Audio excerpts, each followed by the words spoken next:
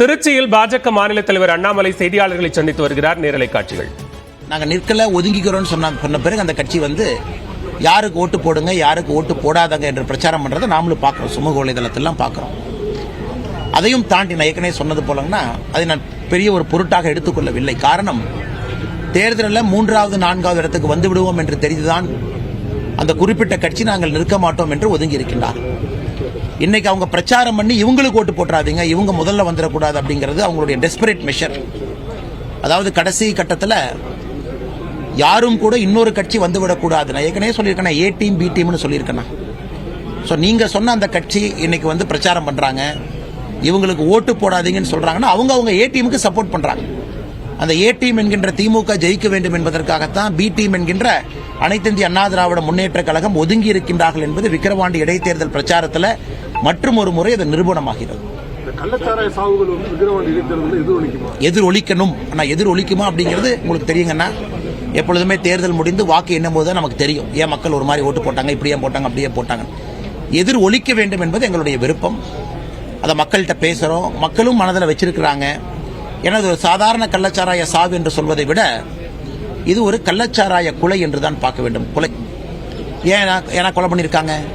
ஒரு பக்கம் டாஸ்மார்க்கில் அடிக்ஷன், இன்னொரு பக்கம் மலிவு வழியில் கள்ளச்சாராயம் கிடைக்குது. இரண்டும் ஒரே இடத்தில் நடக்கும் பொழுது அரசனுடைய தன்மைதான், அரசனுடைய செயலில்லாத தன்மைதான் இன்னைக்கு கள்ளச்சாராய சாவுகள் இவ்வளவு சாவுகளாக ஏற்படுத்தி இருக்கு. அதனால் இன்னைக்கு மக்கள் இதெல்லாத்தையும் பார்க்குறாங்க, பேசுகிறாங்க, அதை உன்னிப்பாக கவனிக்கிறாங்க. ஸோ இடைத்தேர்தல் ஒரு எம்எல்ஏனால ஆட்சி மாற போகிறது இல்லைங்கண்ணா. பட் இடைத்தேர்தல் ஒரு மெசேஜ். இடைத்தேர்தல் இவங்க ஜெயிச்சிட்டாங்க, பாட்டாளி மக்கள் கட்சி ஜெயிச்சிருச்சு, தேசிய ஜனநாயக கூட்டணி சார்பாக பிஎம்கே ஜெயிச்சிட்டாங்க, இதனால் ஆட்சி மாறப்போவது கிடையாது. ஆனால் மக்கள் சொல்லக்கூடிய மெசேஜ் அது.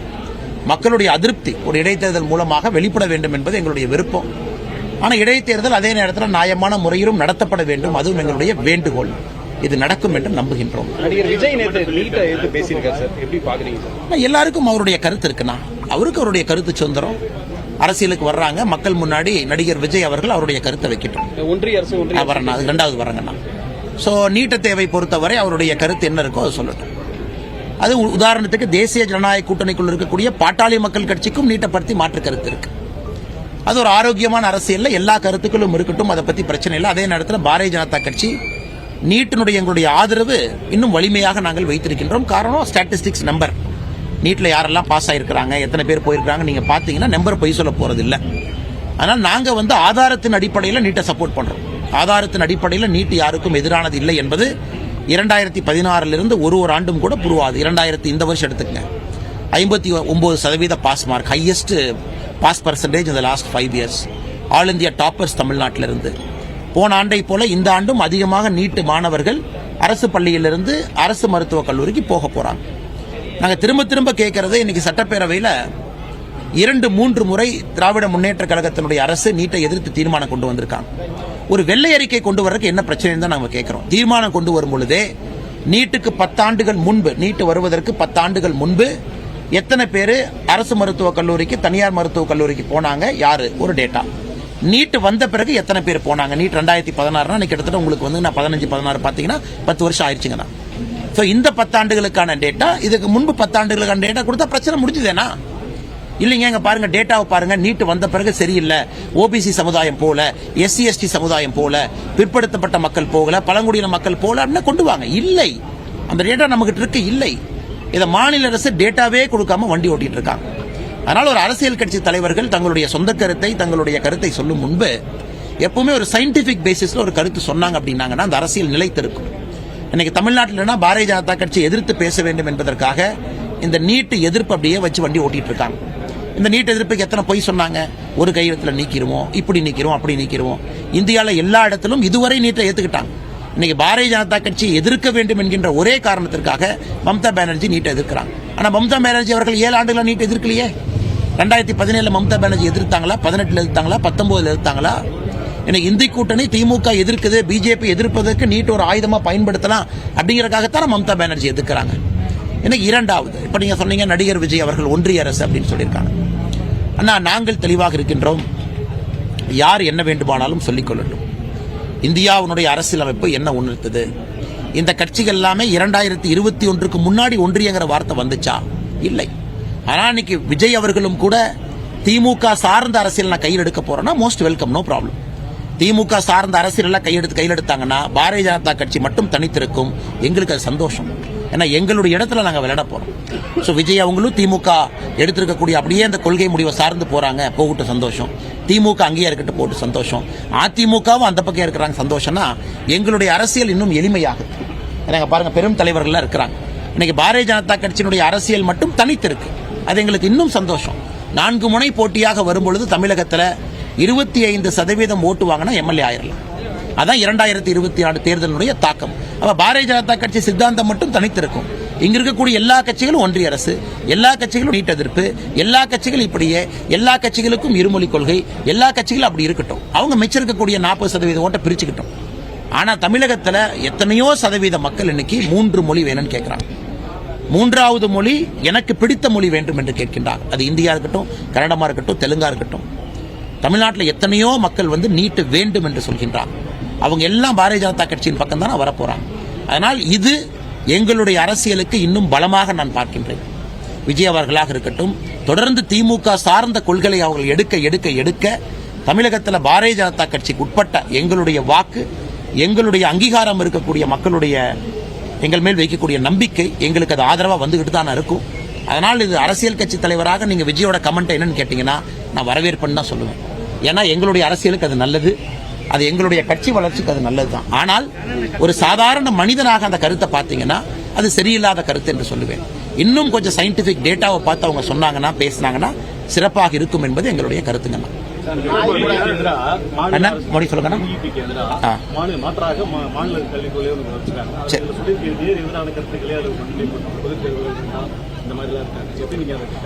நான் 2 நாட்களுக்கு முன்பு பத்திரிகை நண்பர்களை பார்க்கும் பொழுதுங்கன்னா புதிய கல்விக் கொள்கையும் மாநில அரசு கொண்டு வந்திருக்கக்கூடிய கல்விக் கொள்கையை பற்றி நம்ம பேசணுங்கண்ணா. அன்னைக்கு பேசினதை மறுபடியும் நான் உங்களுக்கு ரீகால் பண்ணி மறுபடியும் சொல்ல வேண்டிய கட்டாயத்தில் நான் இருக்கேங்கண்ணா. இன்னைக்கு நீங்க பாத்தீங்கன்னா புதிய கல்விக் கொள்கை என்ன சொல்லியிருக்கு, குறிப்பா புதிய கல்விக் கொள்கையில தான் முதலாக இந்த மும்மொழி கொள்கை அப்படின்னு நம்ம சொல்றோம். இதுவரைக்கும் மும்மொழி கொள்கை தான் இருந்துச்சு. யாராவது திமுக காரங்க இல்லைன்னு சொன்னாங்கன்னா அது தப்பு. இந்தியாவில் இருக்கக்கூடிய 2 கல்விக் கொள்கை, first education policy, second education policy, 2 கல்விக் கொள்கையும் கூட இந்தியாவை பொறுத்தவரை ஹிந்தியை கட்டாய மொழியாக வைத்திருந்தார். எப்பன்னா 2020 வரைக்கும். அது திமுக இல்லைன்னு சொல்லாங்கன்னா 2020 வரைக்கும் இந்தியாவில் ஹிந்தி என்பது கட்டாய மொழியா இருந்துச்சு. அதான் அபிஷியல் கல்விக் கொள்கை. அது தமிழ்நாடு அரசு ஃபாலோ பண்ணாம இருந்திருக்கலாம், அது வேற. ஆனா இப்பதான் முதலாக புதிய கல்விக் கொள்கையில ஹிந்தி ஆப்ஷனல்னு வந்திருக்கு. நீங்க ஹிந்தி படிச்சா படிங்க, இன்னொரு மொழி படிச்சாலும் படிங்க, மலையாளம் படிச்சாலும் படிங்க. இது புதிய கல்விக் கொள்கையினுடைய முக்கியமான ஒரு விஷயம். இன்னைக்கு தமிழக அரசுடைய கல்விக் கொள்கையில அவங்க கொண்டு வந்திருப்பால் என்ன சொல்றாங்கன்னா, நாம விஸ்வகர்மா யோஜனா கொண்டு வந்தா, மோடி ஐயா கொண்டு வந்தா அது குலக்கல்வி திட்டம். ஆனா இன்னைக்கு தமிழ்நாடு அரசுடைய கல்விக் கொள்கையில ஒரு வார்த்தையை சொல்றாங்க. அதாவது மீனவர்கள், மீனவ நண்பர்கள் அதிகமாக இருக்கக்கூடிய பகுதி, கடற்கரையோரத்தில் இருக்கக்கூடிய அரசு பள்ளி, தனியார் பள்ளியில ஒரு மாணவர் படிக்கிறாங்க, அவங்க தந்தை தாய் எல்லாம் மீனவரா இருக்கிறாங்க அப்படின்னா அவர்களுக்கு கடற்கரையோரத்தில் சொல்லிக் கொடுப்பாங்களாமா. என்னென்ன சொல்லிக் கொடுப்பாங்களாமா? அவங்களுக்கு படகை பத்தி சொல்லிக் கொடுப்பாங்க, அவங்களுக்கு கடலை பத்தி சொல்லிக் கொடுப்பாங்க, நாட்டிக்கலை பத்தி சொல்லிக் கொடுப்பாங்க. இது குலக்கல்வி இல்லையானே? அப்ப மீனவரா இதே லாஜிக்கல் நான் கேட்கிறேன். இது மாநில அரசுடைய கல்விக் கொள்கையில கடலோர பகுதியில் நாங்கள் இதை சொல்லிக் கொடுக்க போறோம் அப்படின்னா இது குலக்கல்வி இல்லை. ஆனா விஸ்வகர்மா யோஜனா திட்டத்தில் விஸ்வகர்மாக்கள், அது இல்லாம 13 சமுதாயம் அவர்களுக்கு லோன் மூலமாக தொழிலை விஸ்தாரப்படுத்துங்கன்னா உடனே முதலமைச்சர் அவர்கள் இது குலக்கல்வி அப்படிங்கிறாங்க. இந்த மாதிரி பாருங்க, இந்த மாதிரி முட்டாள்தனமான ஆர்குமெண்ட் அவங்க வச்சிருக்கிறாங்க. அடுத்து நீங்க சொல்லிக் கொடுங்கன்னு தான் நாங்களும் சொல்றோம், சொல்லிக் கொடுக்க வேண்டாம்னு சொல்லிங்கன்னா. ஆனா அதை குலக்கல்வி என்று சொன்னால் இது குலக்கல்வி இல்லையா என்பதுதான் எங்களுடைய கேள்வி. இன்னைக்கு மதராசால நிறைய பேர் படிக்கிறாங்க. மதராசால படிக்கக்கூடிய அந்த சிலபஸ், அதற்கு மாநில அரசினுடைய இந்த கல்விக் கொள்கை கொண்டு வந்திருக்கக்கூடிய குழு அங்கீகாரம் கொடுத்து அந்த மதராசாவினுடைய சிலபஸ் இந்தியாவில் இருக்கக்கூடிய ராணுவ பரீட்சை, டிஃபென்ஸ், இந்தியாவில் இருக்கக்கூடிய சிவில் பரீட்சை, இந்தியாவில் இருக்கக்கூடிய பேங்கிங் பரீட்சை, இதுக்கெல்லாம் நீங்க அங்கீகாரம் கொடுக்கணும் அப்படிங்கிறாங்க மத்திய அரசு.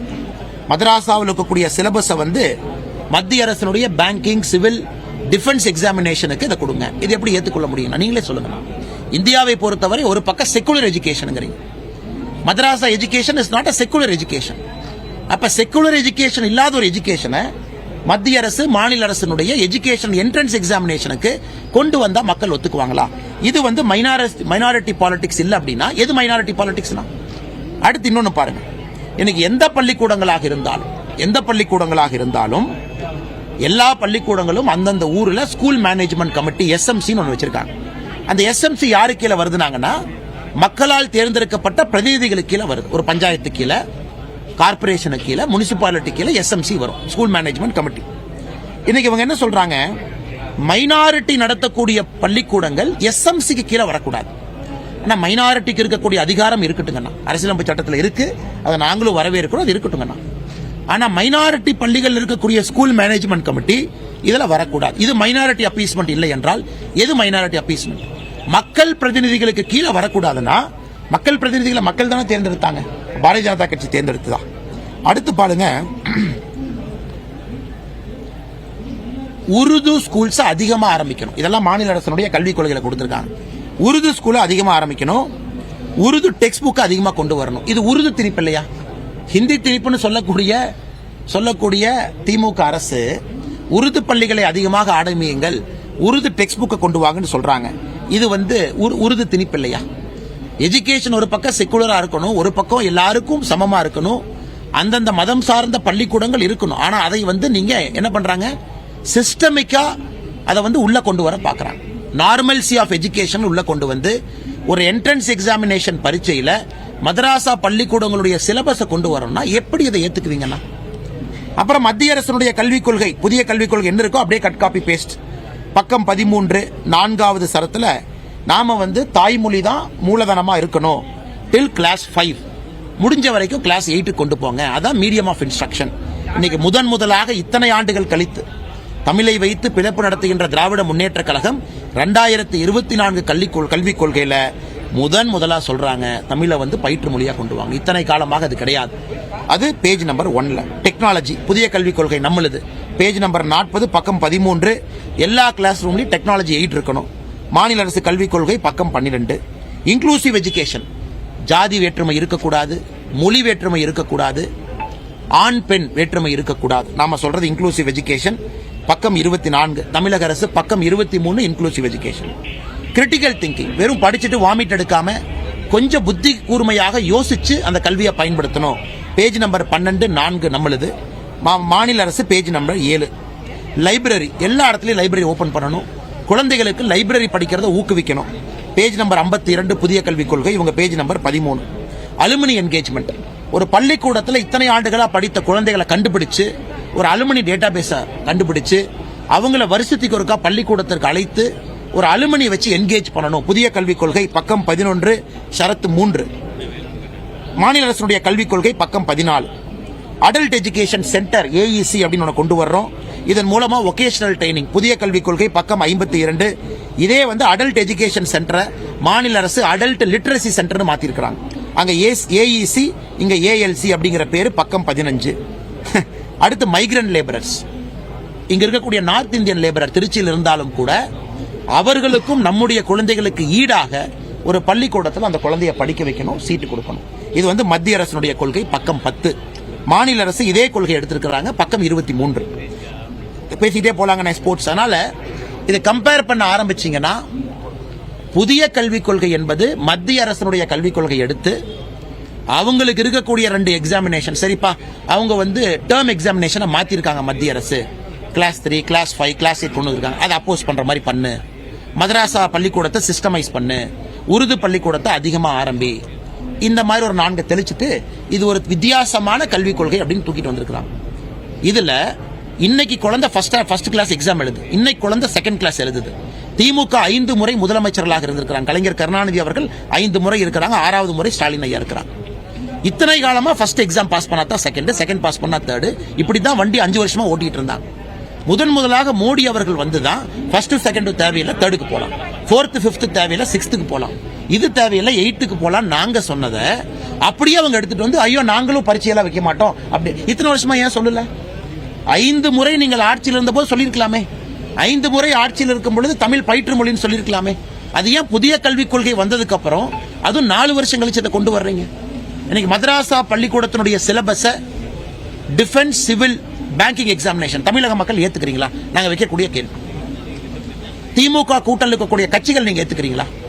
அப்ப அந்த சிலபஸ் படிக்காம ஒரு பையன் போறானா, அதுல வர்ற 2 கேள்விகள் இந்த பையனுக்கு தெரியலனா இந்த தம்பியை போய் மதராசா பள்ளியில போய் படிச்சுவாங்கன்னு சொல்லாமா? இதெல்லாம் திருச்சியில் பாஜக மாநில தலைவர் அண்ணாமலை செய்தியாளர்களை சந்தித்த நேரலை காட்சிகளை பார்த்தோம். விரிவான விவரங்களை பின்னர் வரும் தொகுப்புகளில் பார்க்கலாம்.